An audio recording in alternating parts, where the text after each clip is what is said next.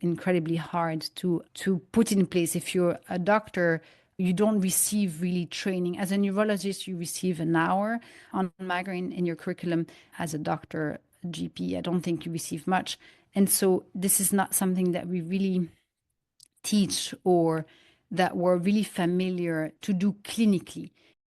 I'm Anne Marie McQueen, journalist and proud 50-ish woman, and we are here looking for the true truth in perimenopause, menopause, midlife, and beyond. Opening our minds to other possibilities is not always easy. Hop, I think. You're all woman to me. All right, Anne Marie. My mom used to pass out from migraines. Wow. She used to pass out on the spot. I don't know if that happens to very many people, but we'd be watching TV and we'd hear my mom just pass out. Yeah, it must be. How did you feel as a child?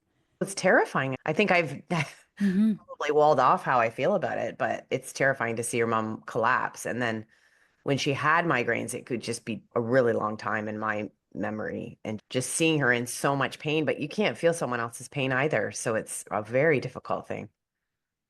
That is very true. And I really want to stay on your mom just for a minute, because I think it's going to speak so much to your audience. And then what would happen to your mom? Would she go to bed, or how would you as a family sort of handle the situation? She would be in bed, and they think this was in my life for a very long time because, I think she had them for a very long time. But yeah, she would go to bed. She would go to bed for a long time during the day, and it would be a while. It's very hard for me to remember, but it would be a while. And I just remember these passing out moments. Yeah, it was crazy. Absolutely. She was in so much pain. Yeah. She took serious painkillers too. Like in those days, they prescribed you. Absolutely. Yeah. Absolutely. And those times haven't changed that much. People will get prescribed stronger and stronger medication, and also be recommended to use medication cocktails. So a combination of medication in the hope that something's going to work. So first of all, how did you get involved in this? I'm assuming you have them yourself. That's a great assumption. It's actually my sister who was having them. My sister was having migraines, and it's at the time when my uncle got diagnosed with glioblastoma, which is an extremely violent form of brain tumor and cancer. And my uncle had a tumor that grew from the size of a pebble to the size of an orange within a couple of weeks. And he got operated once and ended up dying. It was very violent, very short, and he had 4 children. It was completely traumatizing in the family. This was in 2015, and at that time, so 10 years ago, at that time, my sister took me apart and said, "Oh, I think I'm going to have the same." And I'm like, "Oh, why do you think that?" It's just because I've had migraines for the last 3 years, and I keep on going to the radiologist, and I do these MRI and CT scan, and they tell me they don't see anything. This is really hurt so much. I really don't know what to do. And I told her, "I think I know someone who can help. I don't think you have necessarily that, but there's clearly something going on with your body. Let's try to find out." And so together we wrote 3 pages document to Dr. Zhang that I sent her via email. I had known Dr. Zhang because I had lived in China, and we spoke with her for an hour. Dr. Zhang explains the underlying imbalances that my sister was having, recommended a couple of foods, and 4 months later, my sister no longer had migraines. And I never thought of anything because I had never really paid attention. I'm not a saint. I was like one of these humans that you tell them you have a migraine, and I was like the evil that thinks you said you had a headache because that's the only thing I can relate to. Now I'm someone who's super empathetic. You just don't imagine what people actually mean when they tell you that. And so I didn't think much of it until my neighbor, fast forward, I was living in New Zealand. My neighbor tells me, "Oh, Diane, I've had a really difficult conversation with my dad." I'm like, "Oh, what is it about? I can see you're completely off." And she says, "I've had migraine for the last 7 years."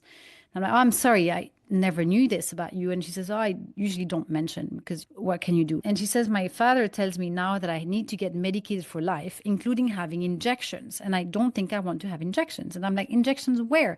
She tells me, "Injections in the leg or injections in the brain."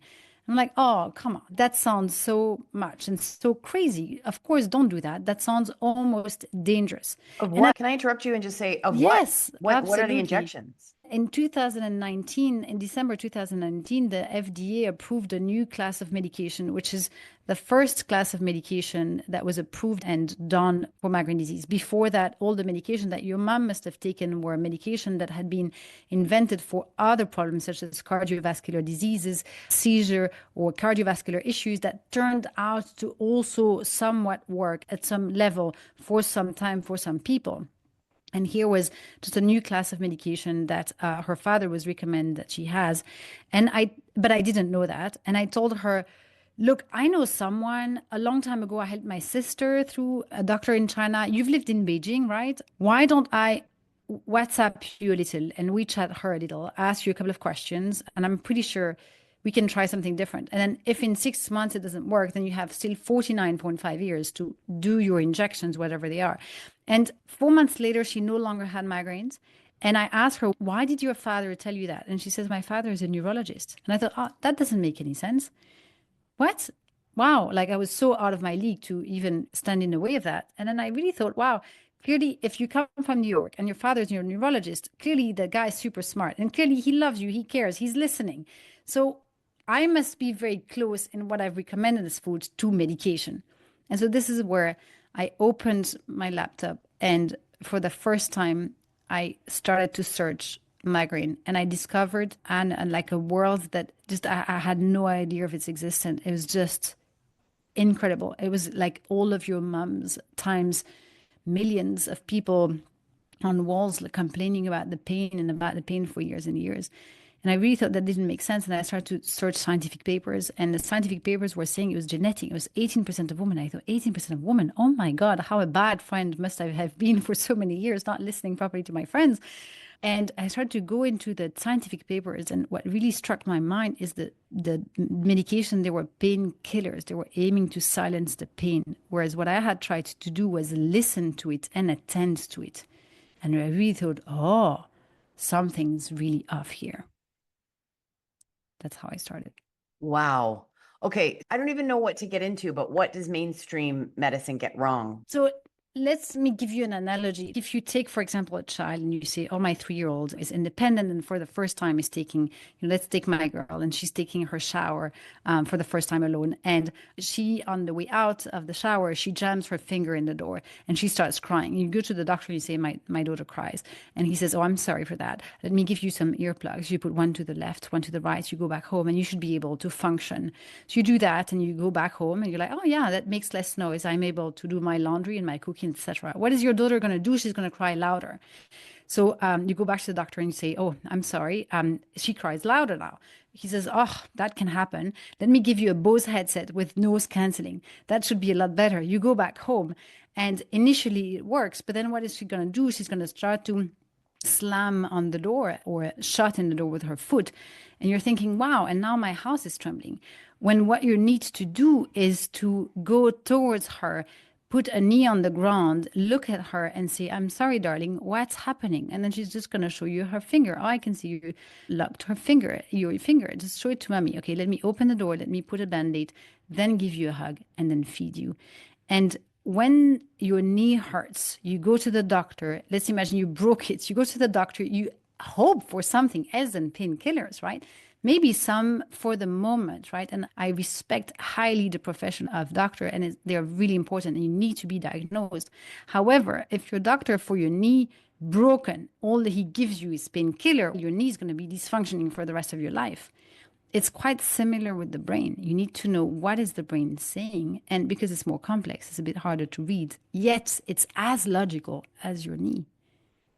So is this another situation of the body whispers to you or it talks to you? And is it a suggestion of a physical problem or is it a suggestion of an emotional problem or both? Great question. Sometimes one, sometimes the other, sometimes both. Absolutely. You can have, for example, let's start with the emotions. You can have a situation in which you have a child who's been abused physically, mentally, or neglected by parents, not loved, and starts to have the vagus nerve, which starts to go in fight, flight, or fight a lot and doesn't rest and digest.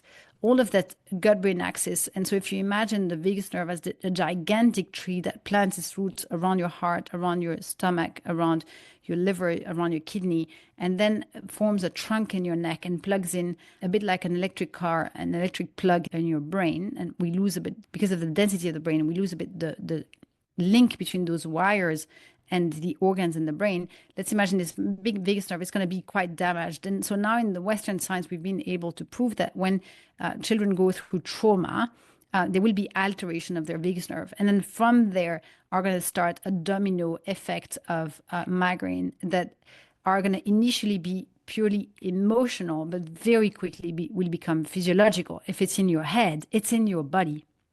Now, sometimes things can start the other way around, where, for example, you lost a lot of blood. For example, you donated blood, or you lost a lot of blood in birth, or you've put a copper IUD and you lost a lot of.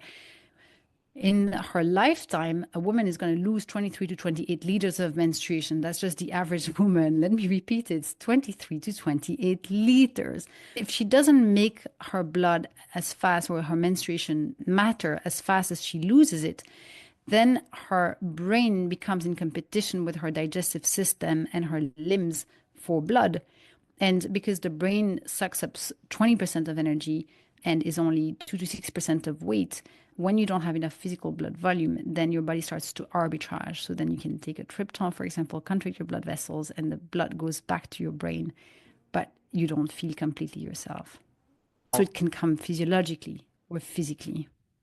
Is there research on this in the sort of mainstream scientific community, or who's putting this all together?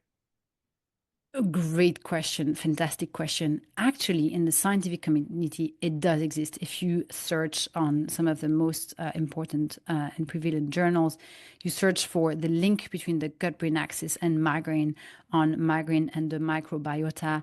You look for evidence between magnesium, CoQ10, omega-3s, and migraine. You'll find plenty, a plethora of really solid scientific articles dating back all the way sometimes to 1985. Now, because it's complex, it's not because it's been tested or proven scientifically or written about that it's practiced. I think in practice, it's incredibly hard to put in place. If you're a doctor, you don't receive really training. As a neurologist, you receive an hour on migraine in your curriculum. As a doctor, GP, I don't think you receive much. And so this is not something that we really teach or that we're really familiar to do clinically. It's something that we've analyzed and intellectually discussed. And intellectually, we discuss more and more, but not necessarily that we implement, if that makes sense. It all makes sense. And it's reminding me of IBS and other conditions where they're just like labeled, but they're coming from trauma and things that need to be addressed inside you. When you're speaking, I'm thinking about my mom a lot because she had a lot of physical problems her whole life, and they were like, I always think what happened when she was a kid. I've only in the last couple of years, as I put the trauma piece together, have I become more convinced that something happened when she was a child. But she died early at 53, but it was just a parade of things. And I never even thought about the migraine piece. But when you mention that, you're crying out for help. But I know that someone listening to this there's such a divide, like the all in your head thing is still very much rooted, right? So I can feel that people who have this pain would be very resistant to the notion. And so can you just speak a bit to this is physical pain, but it could be coming from an emotional place. How does that, the vagus How does that nerve, reconcile? we've only just figured out about the vagus nerve and been able to see in our body how that could be happening. But where's the switch for a migraine? Yeah, absolutely. In the East, emotions have always been a part of medicine. And in fact, when you wanted to qualify as a doctor in Asian China, you would need two qualities. One was intellect, and in particular, literacy. You need to be able to read all articles. The second one you need was empathy, because you needed to also dig up for those pieces of the puzzle. Sometimes the puzzle would be purely biological, And sometimes the piece of the puzzle would be emotional. And your role as an investigator is to find where is the problem being caused. Sometimes the root cause of a migraine can be an individual external to your body. It can be a very toxic boss. It can be a toxic friend. It can be a very difficult uncoupling. Yeah. And so emotions will relate to different systems. And so I speak 7 languages, and it's a bit like I only speak 2. I speak West and I speak Mandarin. And in West, when you say liver system, liver, you designate the piece of flesh that is at the bottom of your right rib cage, always, regarding that it's in Italian, in Spanish, in German. It's always that. When you say liver in Mandarin, which is gan, when you say gan, you don't mean that. You mean liver and gallbladder and all of your female hormones and all of your mood hormones and all of the liquids that irrigate your tendons and your breast and your uterus and your ability to detox and your emotion of anger and absence of patience, resentment, frustration. Okay.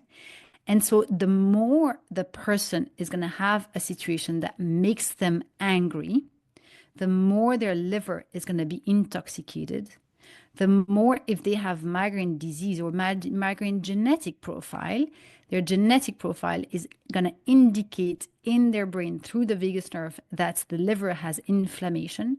The more you have that, the more you medicate. The more you medicate, the more you have toxicity in your liver. The more you have toxicity in your liver, the more you feel angry. And so there's a chicken and egg between the emotions and the organs. In the West, we've discovered the gut-brain axis and the bidirectionality, meaning my brain communicates with my gut and my gut communicates with my brain. But in fact, there's an emotion to gut or an emotion to organ axis as well that was yet to completely admit, I think, in the West. Yeah, we're marching, but marching very slowly. So what's the hormonal link? Because a lot of women find this torques up in perimenopause. But I'm wondering also if it's just that hormones receding, the hormones that protect you, that bring everything to the surface, including the inner child experiences that you're not addressing. Great questions. So many places. Let's dive in. So with hormones, women will notice that they can have migraine that will follow their hormones. So some of them will say, "I always have my migraines before my menstruation. It's really the time when it hits me. I have maybe sore breast. I also have anger and resentment. I also maybe have a bit more acid reflux or something like that, or trembling sensations or numbness in my arms and legs. And at that time, I'm going to have more migraines. Some of them will say, oh, for me, it always hits after my menstruation. Some of them will say it's during ovulation, so mid of the cycle. And some of them will say, oh, actually, for me, it's really hard during my menstruation. And some will say, all of the above, and can also say it starts a few days before my menstruation, but it leads all the way to a few days after. And here it's not one block, it's actually multiple different migraine. And so indeed, the hormones will play a very, very significant role in those different types of migraine. As the woman goes through perimenopause, we're adding a layer of complexity because her liver is going to lose up to 44% of its volume according to Western science. So now if you think back of my liver, does my detox, my emotions, all of my female hormones, my mood hormones, my tendons, my breast, my uterus, all of that loses a bit of its magic power. And so we're going to have a liver that produces less hormone, the liver system, and we're going to have less of these very brilliant liquids that transport these hormones and that also hydrate my brain, that can make my brain is more and more dizzy and give me something called Meniere's disease. So because of some women, they're going to have less migraines after menopause. And so some women will actually impose themselves a hysterectomy in the hope to get rid of the migraines, because this is so awful. Let's just accelerate the process, get rid of that uterus, and hopefully it stops. But in a lot of cases, they will actually accelerate after menopause. And so they realize once the operation has been done, then it just still doesn't help. Oh my gosh. Oh my gosh. What about progesterone? Because I have heard a lot about progesterone and migraine and PMS. Yes. So progesterone links specifically in traditional Chinese medicine to what is called the kidney yang.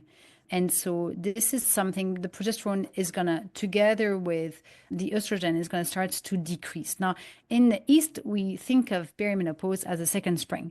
And we say second spring because it's an opportunity to reinvent yourself, completely reinvent yourself. And it's really a moment where there's a window of menstruation closing, where the body is going to try to deal with all past trauma and emotions. And it's really important to talk about because one of the things I've realized, and I'm going to answer your question in a minute, one of the things I've realized is that sometimes in trauma, women can hold their emotion in form of tissues.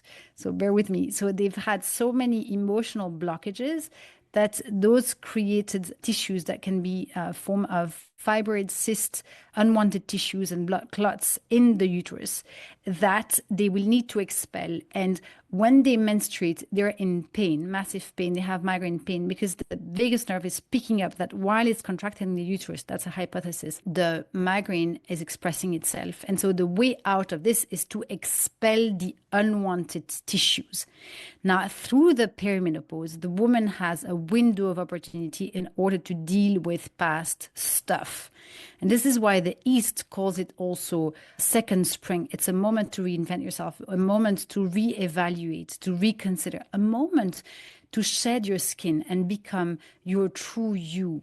I was doing a podcast just before with a woman who was 61, and she says, for the first time after 55 years, I no longer have migraines. I've had to do a lot of work on my past trauma and my life and my body, but I've never been happier. And so she doesn't have to be 60, she gets to be 60. And so that's a beautiful image that in the East, and there's an aspiration of you don't have to go through perimenopause, you get to shed those tears, shed this skin, those problems. And so as the window of menstruation closes, the body feels an urgency to clear everything. Now, in the process, the body is going to have its both estrogen and progesterone slow down. The whole goal here is to keep the balance in between these different organs and systems to allow them to land very peacefully, because then we can have an absence of massive symptoms and hot flashes, etc. And here, the progesterone is going to be a result of the kidney system slowing down in its intervention and therefore decreasing the progesterone. Now, we need to have the estrogen decrease in parallel at the same time. And that's what's going to allow for not having too much anxiety. As the progesterone slows down, we can have more kidney deficiency. Kidney deficiency is translated by more anxiety, more stress, a bit more difficulty to make decisions, the hair getting thinner, more gray, more lost, a bit more fatigue, and the fluids in my body not as strong as they used to be. And therefore, my libido also decreasing a little bit. Yeah. And so it's just that soft landing. So the body is trying to have a soft landing, and it's not, you lose a superpower, but you gain a new one too. On the other end, when you have gone through full menopause, you are back to where you were as a child with daily cycle. And that also brings comfort. And if you've been able to clean the entire orchestra of your life and of the events of your life, then you are like my friend Pat, you are happier, even though you are wiser or older, or you have just more years under your belt, and you got ready and the teacher came and life became suddenly way easier and way happier. It's something to look forward to.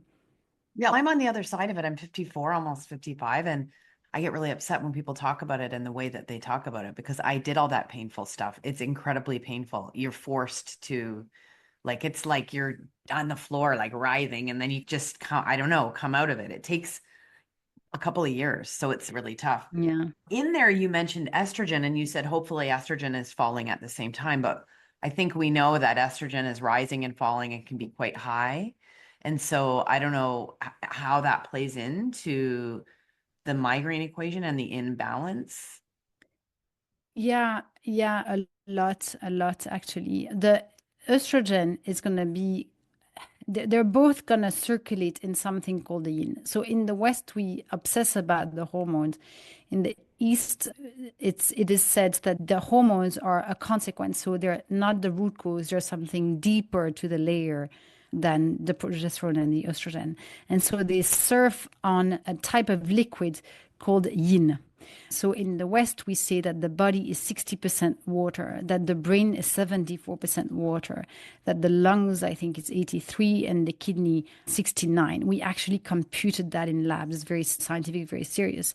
In the East, they're going to call it yin, and think of yin and these liquids more as brain, bone marrow, lymphatic system, and intra-organ liquids, which we have recently discovered. There's a beautiful article written in the journal Nature on this new body part that we've recently discovered in the West. It dates back a couple of years, called the interstitium, which are liquids that circulate in between my organs, and that explain a lot of perimenopause and menopause issues. It's fascinating. We just discovered it in the West, and it's been existing all along in the East. And in the West, we've accused the East that it didn't exist. It's a really interesting dynamic. That's why we didn't, when we made that finding, we didn't shout it from the rooftop, not yet. I think we'll be able in the future, that's my prediction, that we'll be able in the future to use this to stop cancer from spreading. And this is the moment when this knowledge will become very mainstream. Now, if you Google it, you will find a lot of articles on it, a lot of podcasts on it. It's called the interstitium. And so in this interstitium, which is essentially, imagine a massive spaghetti that circulate around your organs and allow for the hormones and the fluids to circulate, you have a lot of yin, and in that yin circulates the estrogen and the progesterone. But that liquid is very precious and is decreasing with time, which causes all of these imbalances.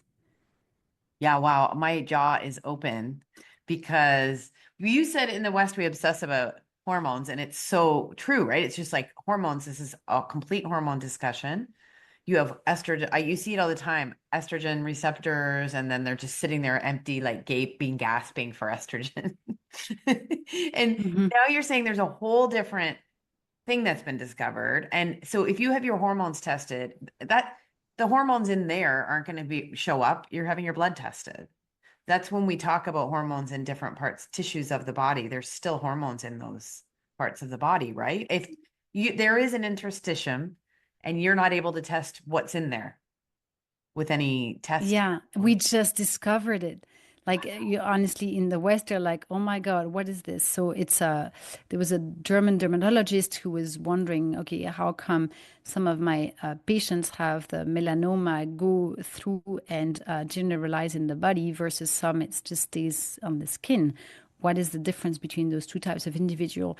And he didn't believe in the way that the cancer cells would butcher their way through into the other organs. He didn't think it was, the theory at the time had legs. He thought there must be some other ways. It's too complicated for a cell to do that.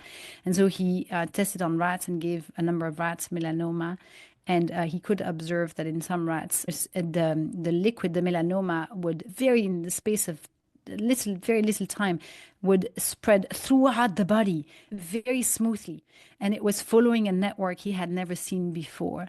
And that's how it came discovered. And then at the same time, in the US, there was another doctor just observing bile duct under the microscope. And he saw the same thing. He was finding there were small hexagons around the bile duct. And he was just trying to observe where does that go, and saw some fluids, and again following a network he had never seen.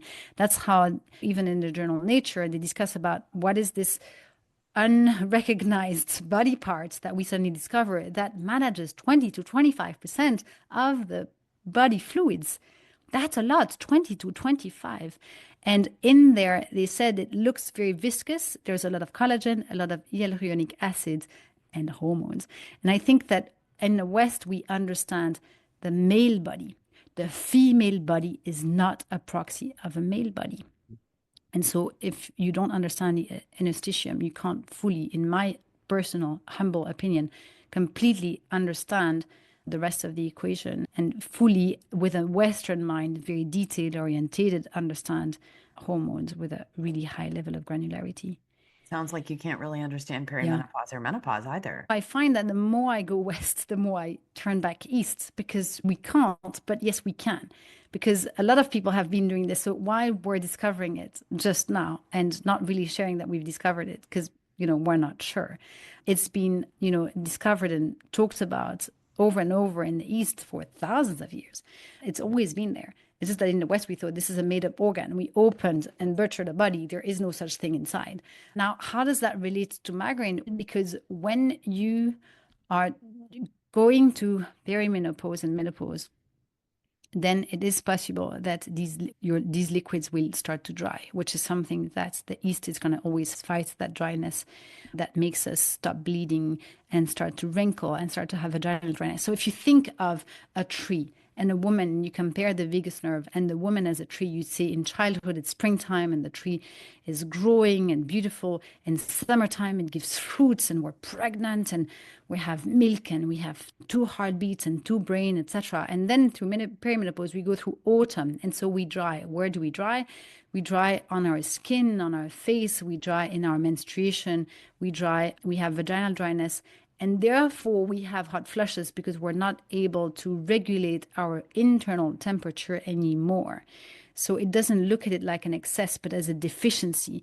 And the way you fight it is by rebalancing that. Now, if you have a migraine genetic predisposition, then you will suffer from a lot of dizziness, a lot of fogginess, a mind that is less and less clear by the day. And then you add medication on top of it, some of which end up there. That makes the whole system very complicated and the brain very angry. Okay, so when that doctor helped your sister, what were some of the things that she did? It was understanding where is my sister at that time was young. She was a young mom of 3 children, and she was just out of balance. When you give birth through to, let's face it, 3 brains, 3 sets of eyes, 3 hearts, 3 sets of bones, 3 sets of hair, 3 sets of nails, and you receive from your husband 3 cells, of course, you're exhausted and your body is depleted. I think in the West, when a woman goes through pregnancy, on the back of pregnancy, what do we expect from you? We expect you to lose your weight, to welcome your in-laws, to write your announcement cards, and to take care of the baby, and to still be a good wife. In the East, we expect you to lay in bed for a month and to be served by others, to just feed your child and receive good food, to let your organs go back in their shape and their place, to avoid incontinence much later in life. And so it's a very different attitude. And so, of course, if you're a mom of 3 and you're exhausted, then your body is just simply depleted. And sometimes it's as simple as that. In the case of my neighbor, it was more if you have headaches for a really long time and they transform into migraine, you're going to slowly upgrade in terms of medication, have more and more toxicity. The more you have migraine, the more you take medication, the more you take medication, the more you have toxicity. The more you have toxicity, the more you have migraine. Because the migraines start in many parts from just initially toxins. Now, there's, of course, a domino effect because the systems are very interdependent. Yeah. And so this is how we transform migraine sufferers who will suffer for 5, 10, 20, 30, 40, 50 years into migraine heroes who master their emotions, their genetics, their body to live a really happy, grounded life where they don't fear their genetics, they embrace it as more of a radar and a tool for longevity than a curse. And a lot of them will be very scared of having even children to pass on those genes because it's such a hard life to live. So you have tools. If someone's listening to this and they're thinking, yeah, this resonates, I've got to do something, like this sounds like something I can do, what are they going to find? So you go on the App Store or on Google Play, you can download an app called Migraine Heroes. And you can basically meet with me. I'm going to ask you about 100 questions, and then we meet for 90 minutes to first understand why is your brain in pain from the first onset of migraine all the way to now. What domino effects took place that are both physiological and emotional elements in your life that led to that massive pain that you experience. So if I think and compare to your mom, it would be sitting with your mom and saying, hey, can you tell me the digestion issues? Can we talk about it? You did have IBS, you had leaky gut, you have acid reflux. Okay, all of that, it matters because your vagus nerve is grumpy about it. And so we're going to need to repair things one by one. And so the way I work is I don't remove food, I add food. And by adding food, you can rebalance. And as the body rebalances, not only do the migraine go in intensity and frequency, they decrease. And you'll see plenty of testimonials because people are just overjoyed, not because they're, and so your symptoms also decrease. The digestion issues, they come back in order, the anxiety goes, etc. And back to your first questions on emotion, sometimes we use judgment and say, okay, this person also needs a bit of help. So you go on the app, it's called Migraine Heroes. The website's going to be called very quickly migraineheroes.com as well.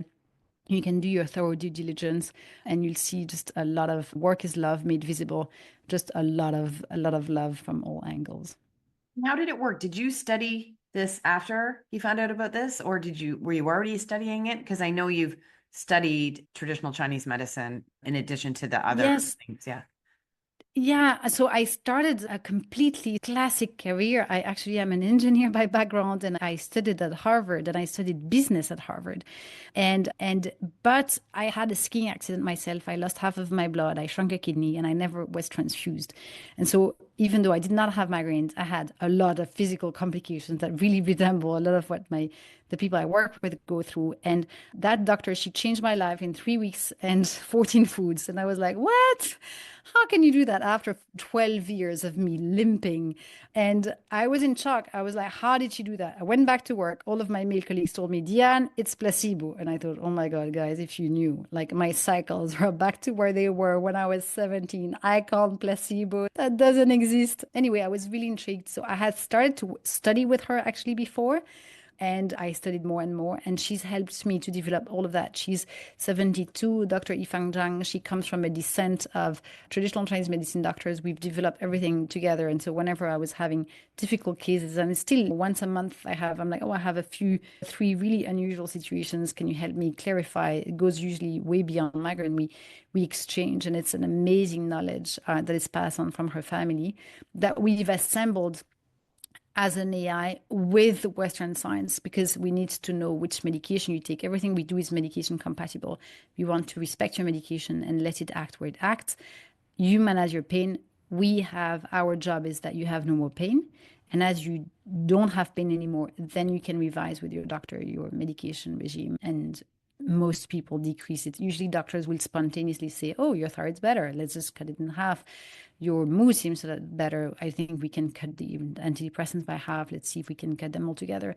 And as that happens, then people feel a lot more in control and again, go from being migraine sufferers to migraine heroes. It reminds me a lot of my experiences with IBS, just trying to get help and then finally finding a doctor who spent an hour and a half talking to me about my entire life and every part of me.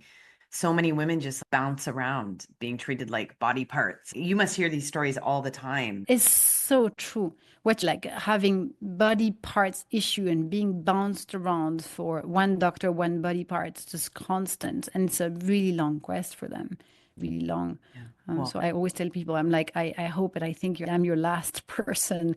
And we do everything in our power. This is where it's very different. I think our goal first and foremost is to solve the issue. And so we've gone over mountains. Now, even inside the app, so there's an app, right? There's a chat with real humans. You don't have an app like that. It's a really bad idea if you want to try to make money. Don't do that. That's stupid. If you try to solve people issues, then it's a really good idea. We even have an AI chat whose job is just to service people. If it's 2 a.m. and you have a massive migraine attack, we have a Migraine Now button that is going to guide you through, okay, what to do now. It's 2 a.m. What is this migraine about? And it's going to ask you questions and then help you navigate to what is causing this migraine in this very specific moment and what can you do to abort it and stop it in flight so that it doesn't develop and last for 3 days so that you can go back to your children and take care of them and just be a mom and do the small and really large things that you want to achieve in life. It's a part of personalized medicine because this is walking you through all the different things. Thank you so much. Thank you so much for having me.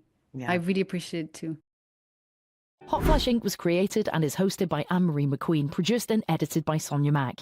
The information contained in this podcast is intended for informational purposes only and is not intended for the purpose of diagnosing, treating, curing, or preventing any disease.